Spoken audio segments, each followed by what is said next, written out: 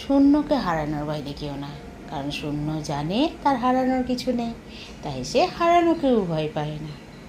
তো অনেক দিন পর চলে এলাম তোমাদের সঙ্গে একটু কথা বলতে। তো হঠাৎ কথাটা মনে হলো, তাই তোমাদেরকে বলেও ফেললাম।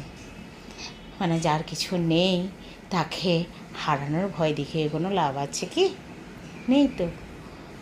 যাই হোক, আজকে বৃহস্পতিবার, রান্নাবাড়িগুলো ফটাফট বলে দিই। করে নিয়েছিলাম রাজমা, মানে রাজমা চাউল, আর হলো ঝিঙে পোস্ত, আর পেঁপে সেদ্ধ, আর ওই গার্নিশিংয়ের জন্য পেঁয়াজ আর কাঁচা লঙ্কা।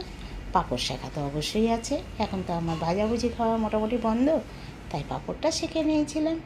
যাই হোক, এই সামান্য মেনুটাই করে নিলাম। তো কেমন লাগলো আমার কথাগুলো আর আমার রান্নাটা, অবশ্যই একটা ছোট্ট কমেন্ট আসবে। আর তোমরা আজকে কী কী খেলে সেটাও অবশ্য বলতে ভুলো না।